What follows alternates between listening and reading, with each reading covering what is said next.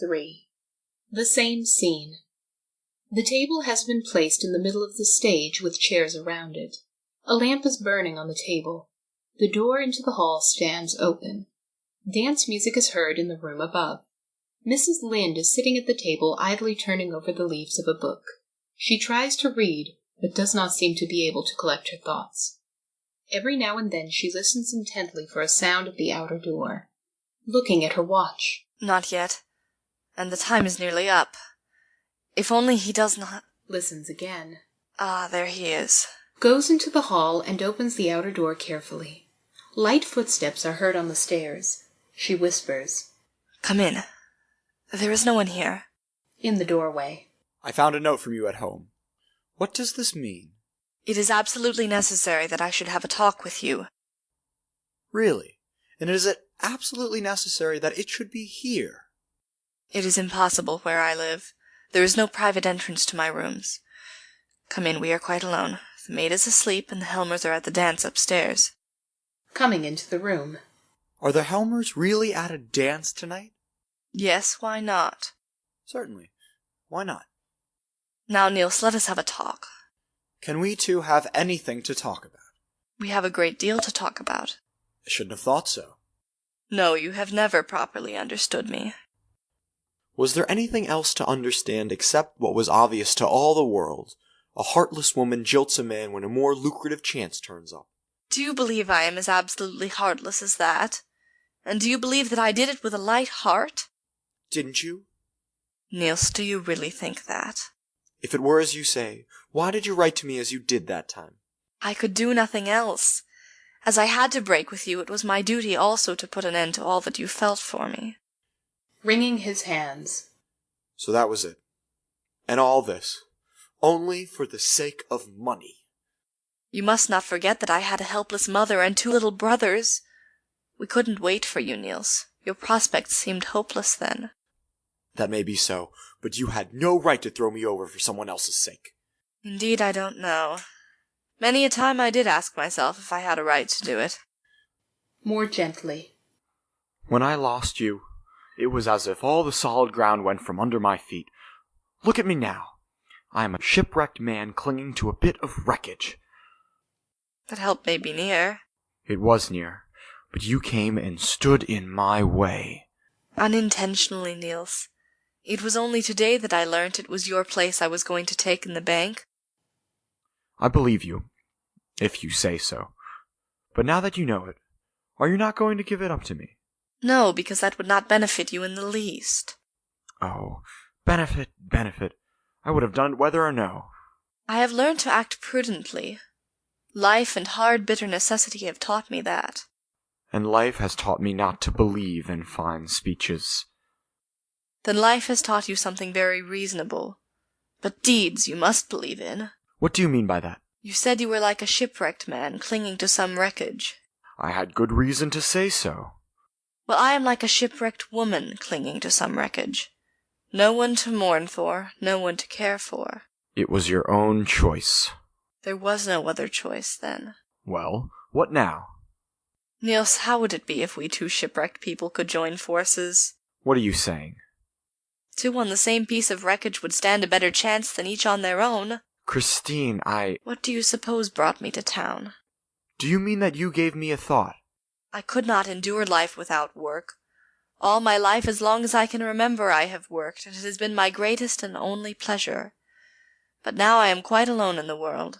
My life is so dreadfully empty, and I feel so forsaken. There is not the least pleasure in working for oneself. Niels, give me someone and something to work for. I don't trust that. It is nothing but a woman's overstrained sense of generosity that prompts you to make such an offer of yourself. Have you ever noticed anything of the sort in me? Could you really do it?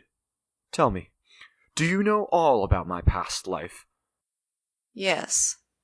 And do you know what they think of me here? You seem to imply that with me you might have been quite another man. I am certain of it. Is it too late now? Christine, are you saying this deliberately? Yes, I am sure that you are. I see it in your face. Have you really the courage, then? I want to be a mother to someone, and your children need a mother. We 2 need each other. Niels, I have faith in your real character. I can dare anything together with you. Grasps her hands. Thanks. Thanks, Christine. Now I shall find a way to clear myself in the eyes of the world. Ah, but I forgot. Listening. Hush. The tarantella. Go, go! Why? What is it? Do you hear them up there? When that is over, we may expect them back. Yes, I will go. But it is all of no use.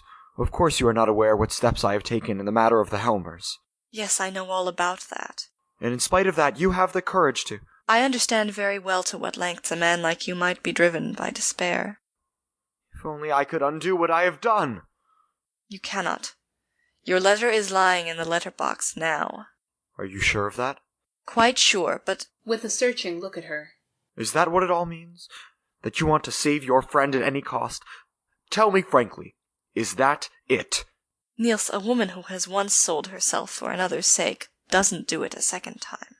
I will ask for my letter back. No. Yes, of course I will. I will wait here until Helmer comes. I will tell him he must give me my letter back, that it concerns only my dismissal, and that he is not to read it. No, Niels, you must not recall your letter.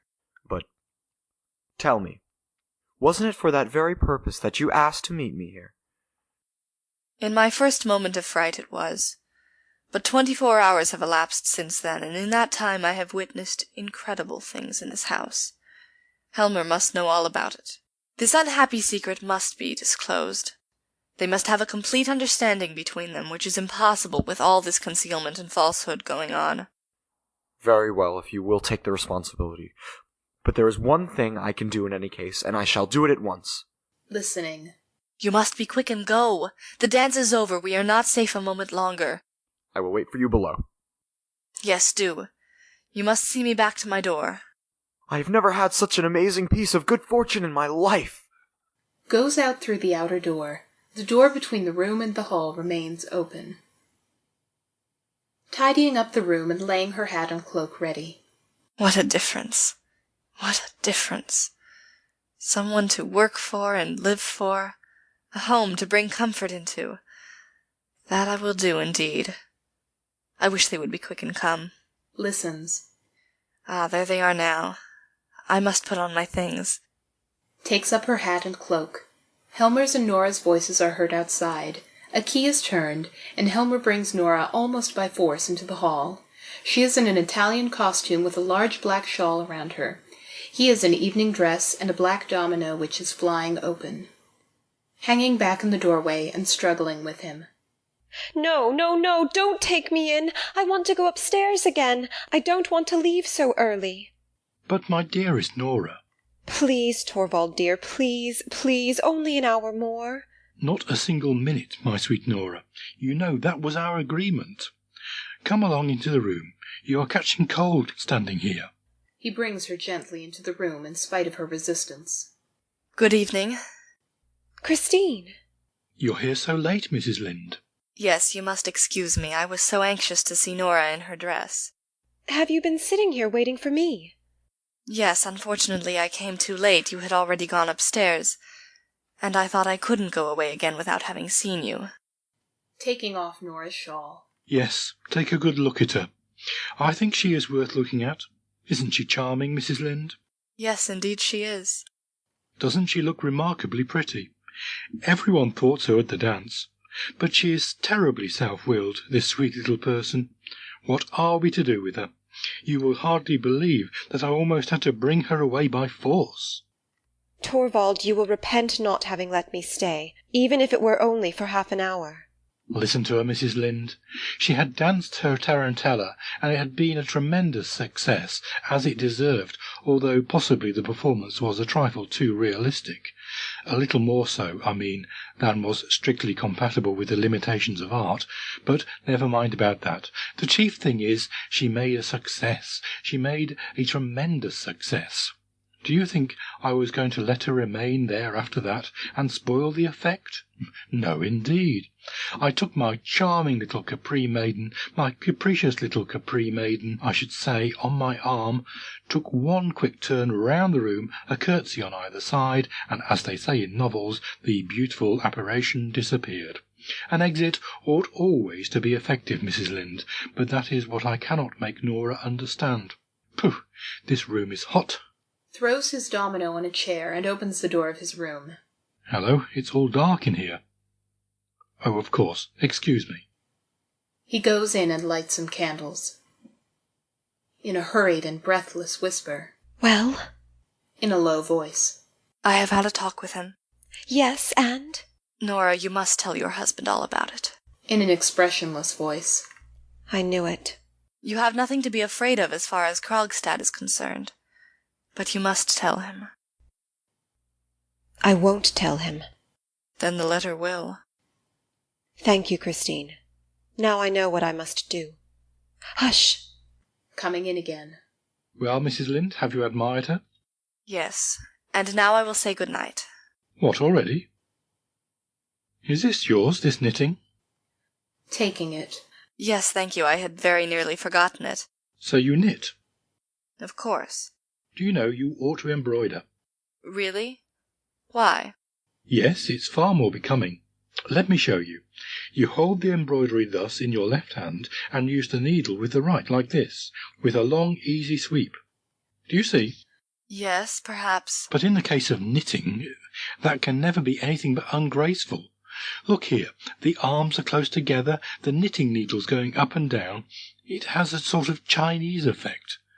That was really excellent champagne they gave us.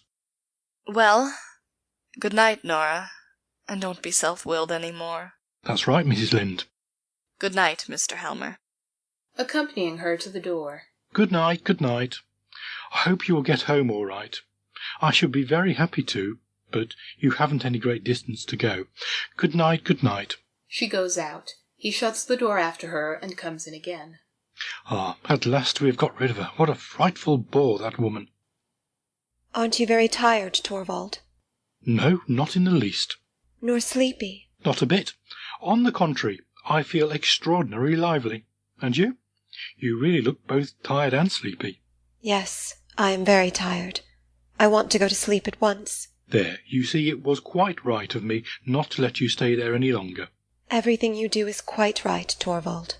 Kissing her on the forehead. Now my little Skylark is speaking reasonably. Did you notice what good spirits Rank was in this evening? Really? Was he? I didn't speak to him at all. And I very little, but I have not for a long time seen him in such good form. Looks for a while at her and then goes nearer to her. It is delightful to be at home by ourselves again, to be all alone with you, you fascinating, charming little darling. Don't look at me like that, Torvald. Oh, why shouldn't I look at my dearest treasure? All that beauty that is mine, all my very own. Going to the other side of the table. You mustn't say things like that to me tonight. Following her. You still have got the tarantella in your blood, I see, and it makes you more captivating than ever. Listen, the guests are beginning to go now. In a lower voice. Nora, soon the whole house will be quiet. Yes, I hope so. Yes, my own darling Nora. Do you know, when I am out at a party with you like this, why I speak so little to you, keep away from you, and only send a stolen glance in your direction now and then? Do you know why I do that? It is because I make believe to myself that we are secretly in love, that you are my secretly promised bride, and that no one suspects there is anything between us. Yes. Yes, I know very well your thoughts are with me all the time. And when we are leaving, and I put the shawl over your beautiful young shoulders and your lovely neck, then I imagine that you are my young bride, and that we have just come from the wedding, and I am bringing you for the first time into our home, to be alone with you for the first time, quite alone with my shy little darling. All this evening I have longed for nothing but you.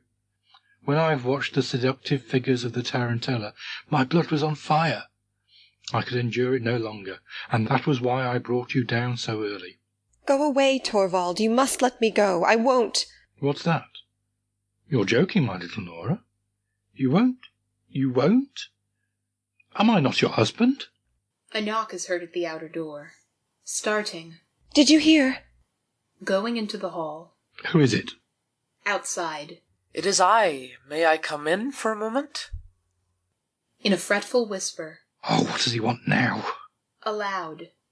Wait a minute. Unlocks the door. Come, that's kind of you not to pass by our door. I thought I heard your voice and felt as if I should like to look in. With a swift glance round. Ah, yes, these dear familiar rooms. You're very happy and cosy in here, you two. It seems to me that you looked after yourself pretty well upstairs too. Excellently. Why shouldn't I? Why shouldn't one enjoy everything in this world? At any rate, as much as one can, and as long as one can. The wine was capital. Especially the champagne. So you notice that too. It is almost incredible how much I managed to put away. Torvald drank a great deal of champagne tonight, too. Did he? Yes, and he is always in such good spirits afterwards. Well, why should one not enjoy a merry evening after a well-spent day? Well spent? I'm afraid I can't take any credit for that. Clapping him on the back. But I can, you know. Dr. Rank, you must have been occupied with some scientific investigation today. Exactly. Just listen. Little Nora talking about scientific investigations. And may I congratulate you on the result? Indeed you may. Was it favourable, then? The best possible for both doctor and patient. Certainty. Quickly and searchingly. Certainty? Absolute certainty. So wasn't I entitled to make a merry evening of it after that? Yes. You certainly were, Dr. Rank. I think so too, as long as you don't have to pay for it in the morning. Oh well, one can't have anything in this life without paying for it. Dr. Rank, are you fond of fancy dress balls? Yes, if there is a fine lot of pretty costumes. Tell me, what shall we two wear at the next? Little Featherbrain, are you thinking of the next already? We two? Yes, I can tell you. You shall go as a good fairy. Yes, but what do you suggest as an appropriate costume for that? Let your wife go dressed just as she is in everyday life. That was really very prettily turned, but can't you tell us what you will be? Yes, my dear friend, I have quite made up my mind about that. Well? At the next fancy dress, I shall be invisible. That's a good joke. There's a big black hat. Have you never heard of hats that make you invisible? If you put one on, no one can see you. Suppressing a smile. Yes, you are quite right. But I am clean forgetting what I came for. Helmer, give me a cigar, one of the dark Havanas. With the greatest of pleasure. Offers him his case. Takes a cigar and cuts off the end. Thanks. Let me give you a light. Striking a match. Thank you. She holds the match for him to light his cigar. And now, goodbye. Goodbye. Goodbye, dear man. Sleep well, Dr. Rank. Thank you for that wish. Wish me the same. You? Well, if you want me to sleep well, and thanks for the light. He nods to them both and goes out. In a subdued voice. He has drunk more than he ought.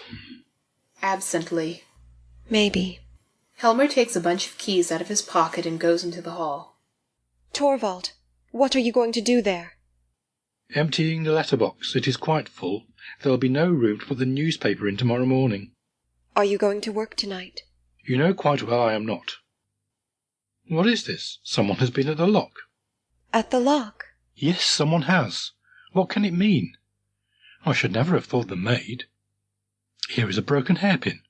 Nora, it's one of yours. Quickly. Then it must have been the children. Then you must get them out of those ways. There, at last I've got it open.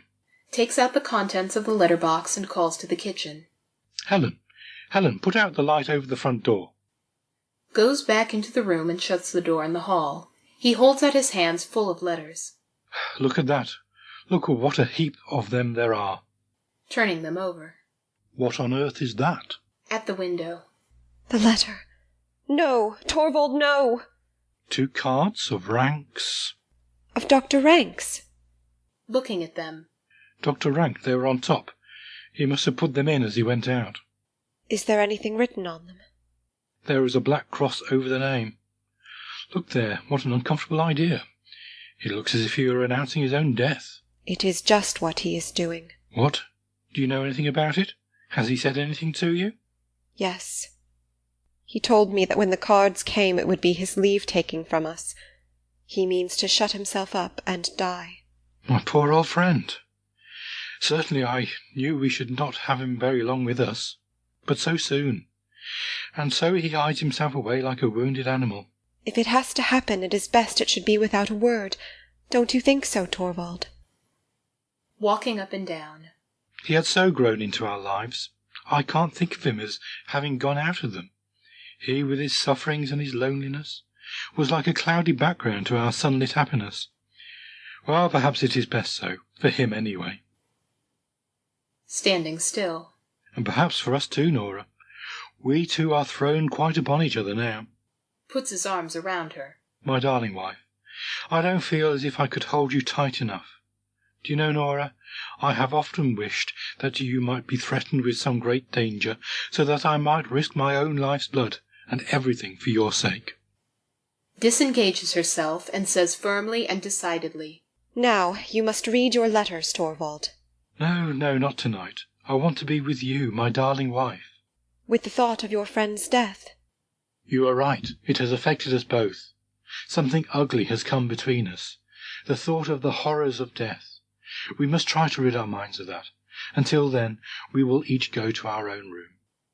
Hanging on his neck. Good night, Torvald. Good night. Kissing her on the forehead. Good night, my little singing bird. Sleep sound, Nora. Now I will read the letters through.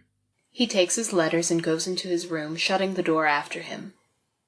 Gropes distractedly about, seizes Helmer's domino, throws it round her, while she says in quick, hoarse, spasmodic whispers, Never to see him again. Never. Never. Puts her shawl over her head. Never to see my children again either. Never again. Never. Never. Ah, the icy black water, the unfathomable depths. If only it were over. He has got it now. Now he is reading it.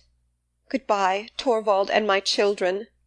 She is about to rush out through the hall when Helmer opens his door hurriedly and stands with an open letter in his hand. Nora. Ah? What is this? Do you know what is in this letter? Yes, I know. Let me go. Let me get out. Holding her back. Where are you going? Trying to get free. You shan't save me, Torvald. Reeling. True? True? Is this true that I read here? Horrible. No. It is impossible that it can be true. It is true. I have loved you above everything else in the world. Oh, don't let us have silly excuses. Taking a step towards him. Torvald. Miserable creature, what have you done? Let me go. You shall not suffer for my sake. You shall not take it upon yourself. No tragic airs, please. Locks the hall door. Here you shall stay and give me an explanation. Do you understand what you have done? Answer me. Do you understand what you have done? Looks steadily at him and says with a growing look of coldness in her face. Yes. Now I am beginning to understand thoroughly. Walking about the room. What a horrible awakening. All these 8 years she was my pride and joy. A hypocrite, a liar, and worse, a criminal.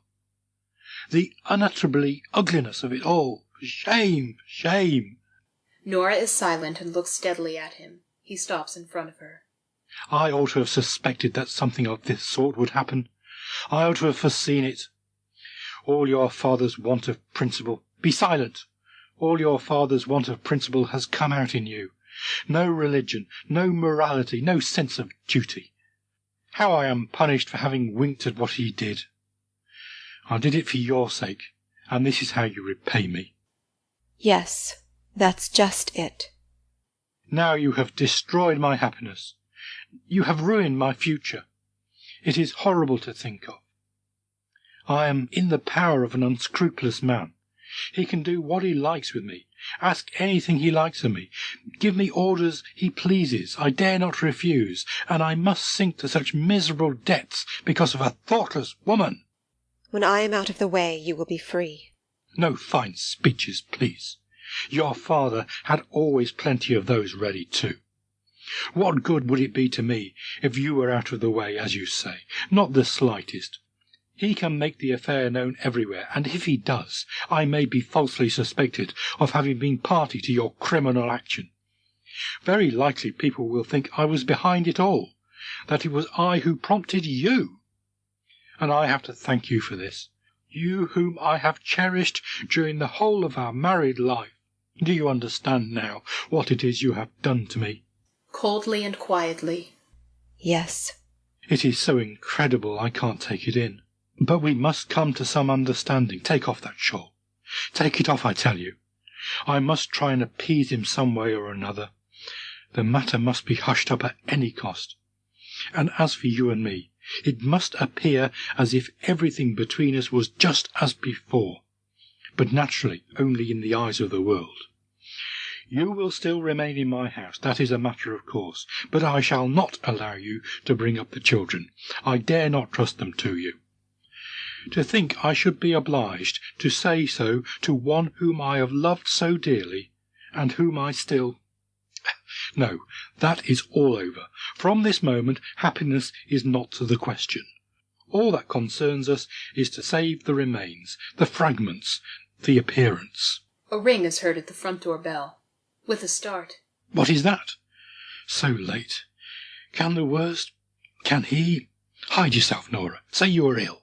Nora stands motionless. Helmer goes and unlocks the door. Half-dressed, comes to the door. A letter for the mistress. Give it to me. Takes the letter and shuts the door. Yes, it is from him. You shall not have it. I will read it myself. Yes, read it. Standing by the lamp. I scarcely have the courage to do it. It may mean ruin for both of us. No, I must know. Tears open the letter, runs his eye over a few lines, looks at a paper enclosed, and gives a shout of joy. Nora! She looks at him questioningly. Nora, no. I must read it once again. Yes, it is true. I'm saved. Nora, I'm saved. And I? You too, of course. We are both saved. Both you and I. Look, he sends you your bond back. He says he regrets and repents that a happy change in his life. Never mind what he says. We are saved, Nora. No one can do anything to you. Oh, Nora, Nora. No, first I must destroy these hateful things. Let me see. Takes a look at the bond. No, I won't look at it. The whole thing shall be nothing but a bad dream to me. Tears up the bond and both letters, throws them all into the stove and watches them burn. There, now, it doesn't exist any longer. He says that since Christmas Eve you... These must have been 3 dreadful days for you, Nora. I have fought a hard fight these 3 days. And suffered agonies, and seen no way out. No, we won't call any of the horrors to mind. We will only shout with joy and keep saying, "It's all over, it's all over." Listen to me, Nora. You don't seem to realize it's all over.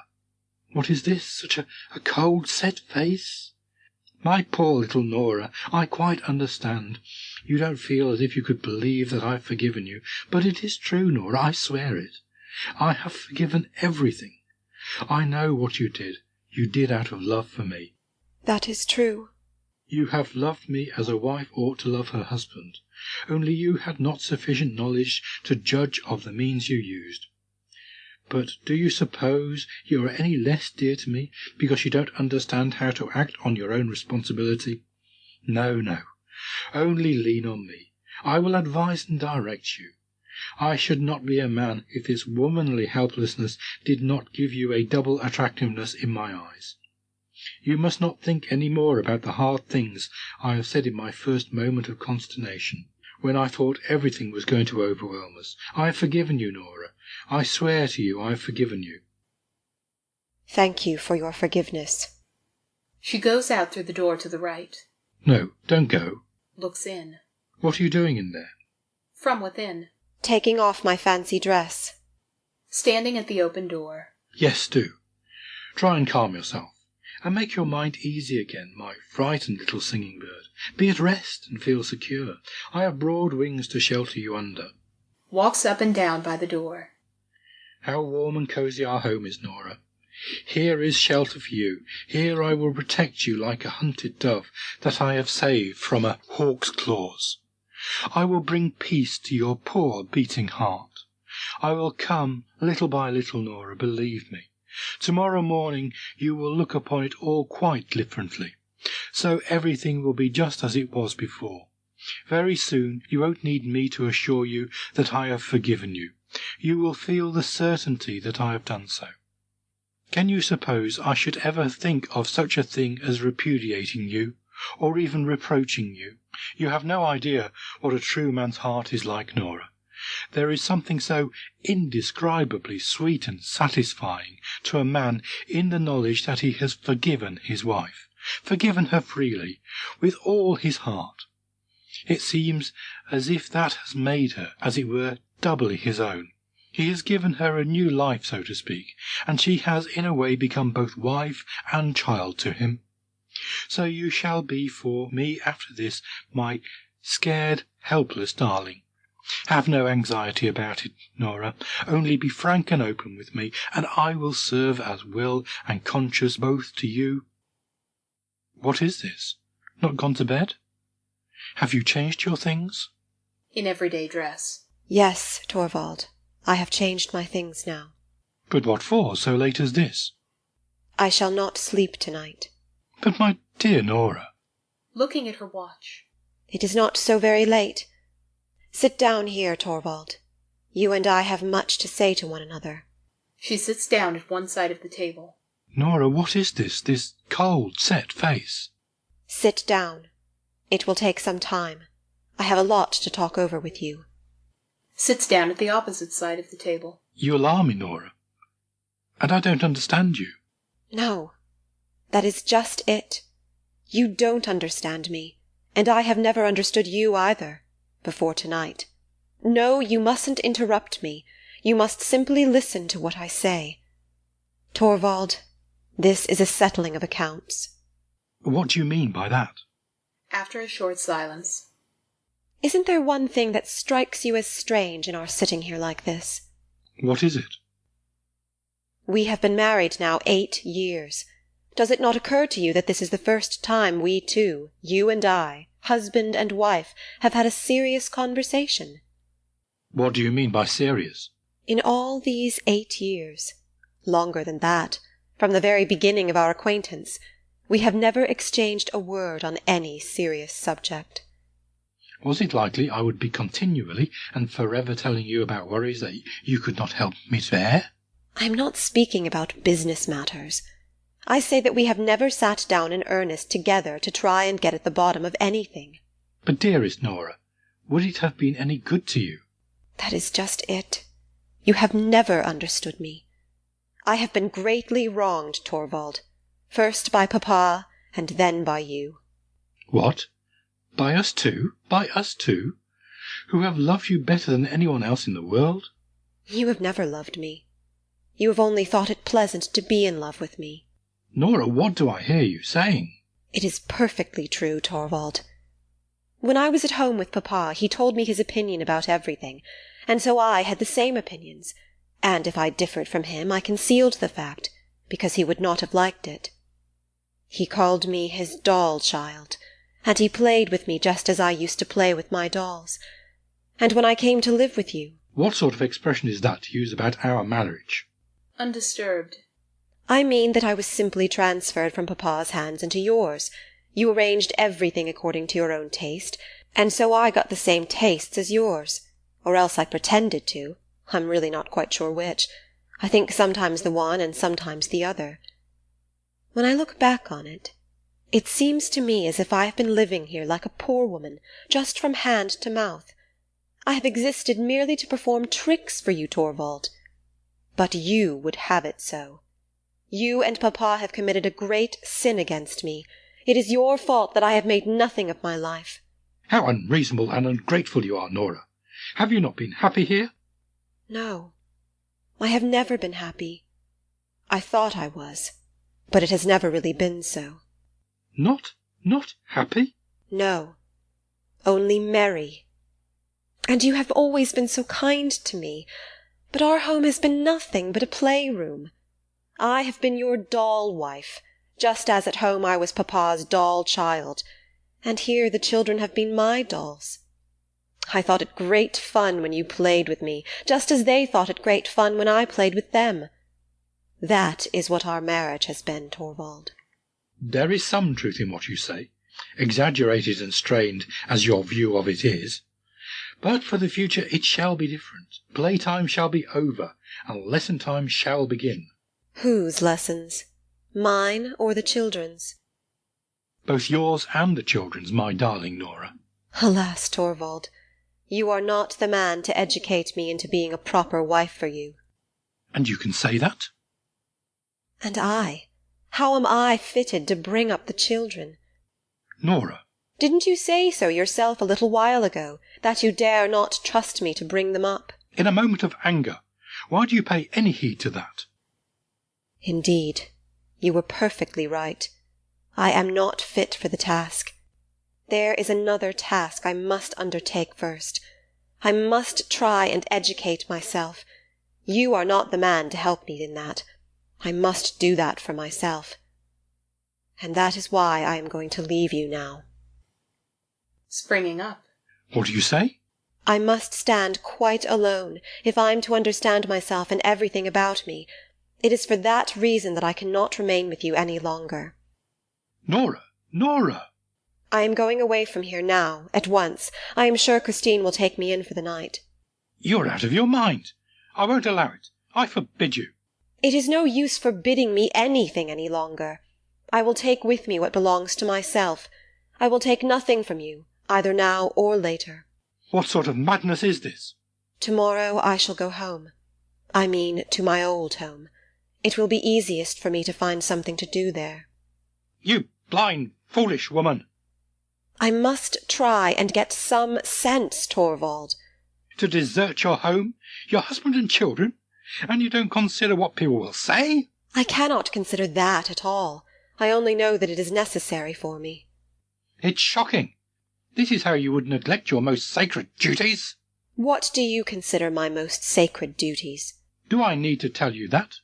Are they not your duties to your husband and to your children? I have other duties just as sacred.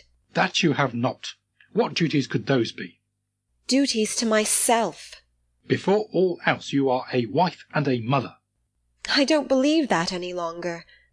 I believe that before all else I am a reasonable human being, just as you are, or at all events that I must try and become one. I know quite well, Torvald, that most people would think you right, and that views of that kind are to be found in books. But I can no longer content myself with what most people say, or with what is found in books. I must think over things for myself and get to understand them. Can you not understand your place is in the home?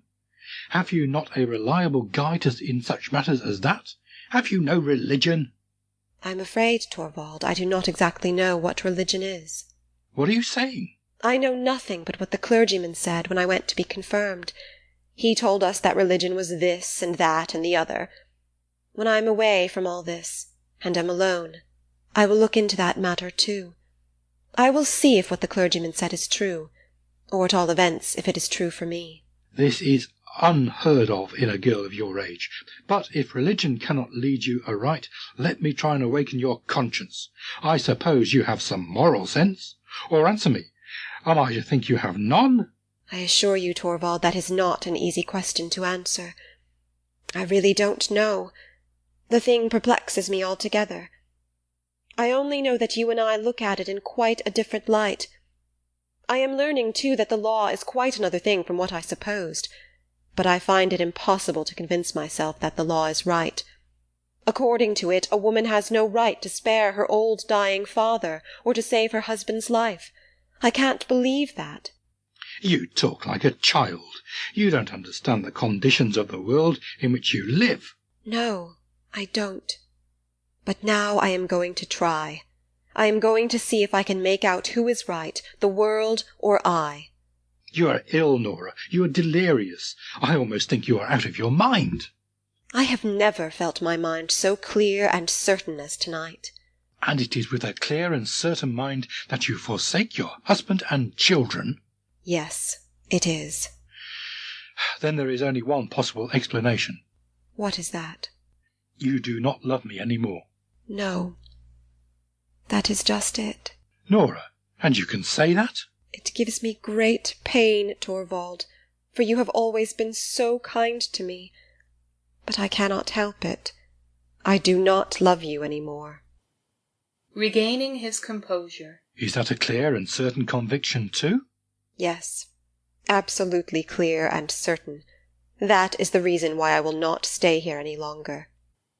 And can you tell me what I have done to forfeit your love?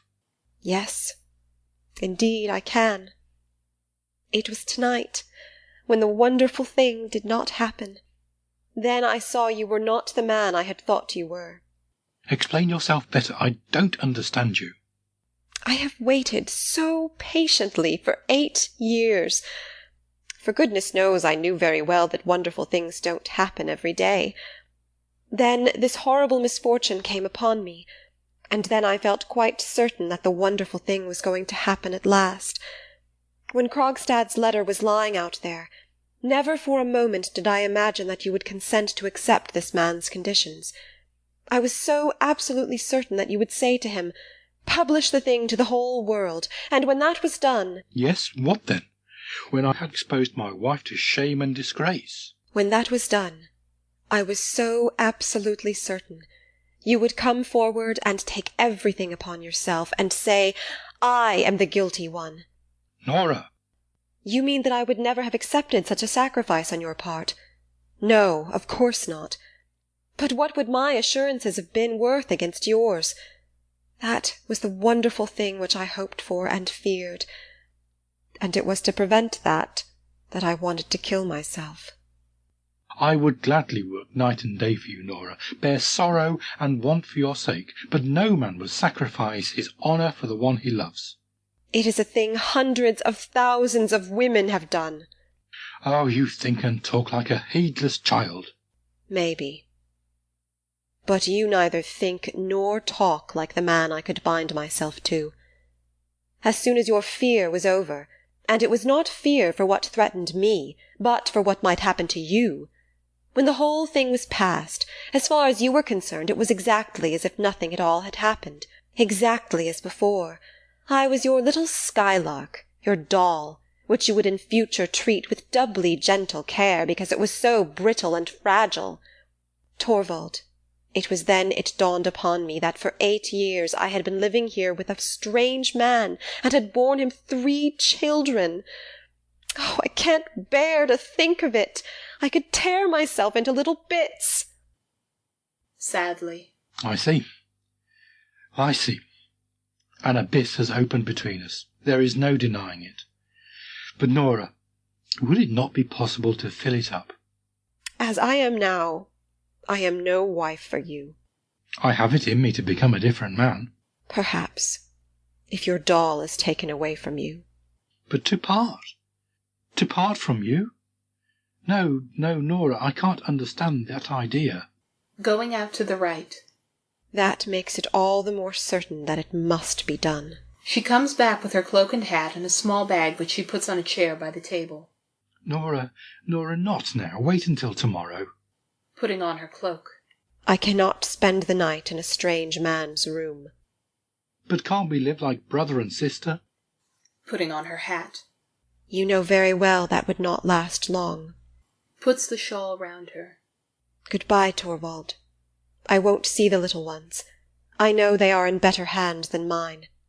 As I am now, I can be of no use to them. But some day, Nora, some day. How can I tell? I have no idea what is going to become of me. But you are my wife, whatever becomes of you. Listen, Torvald. I have heard that when a wife deserts her husband's house, as I am doing now, he is legally freed from all obligations towards her. In any case, I set you free from all your obligations. You are not to feel yourself bound in the slightest way, any more than I shall. There must be perfect freedom on both sides. See, here is your ring back. Give me mine. That too? That too. Here it is. That's right. Now it is all over. I have put the keys here. The maids know all about everything in the house, better than I do. Tomorrow, after I have left her, Christine will come here and pack up my own things that I brought with me from home. I will have them sent after me. All over. All over. Nora, shall you never think of me again? I know I shall often think of you, the children, and this house. May I write to you, Nora? No, never. You must not do that. But at least let me send you. Nothing. Nothing. Let me help you if you're in want. No. I can receive nothing from a stranger. Nora, can I never be anything more than a stranger to you? Taking her bag. Ah, Torvald. The most wonderful thing of all would have to happen. Tell me what that would be. Both you and I would have to be so changed that... Oh, Torvald, I don't believe any longer in wonderful things happening. But I believe in it. Tell me. So changed that? That our life together would be a real wedlock. Goodbye. She goes out through the hall, sinks down on a chair at the door, and buries his face in his hands. Nora. Nora. Looks round and rises. Empty. She's gone. A hope flashes across his mind. The most wonderful thing of all. The sound of a door shutting is heard from below. End of Act 3.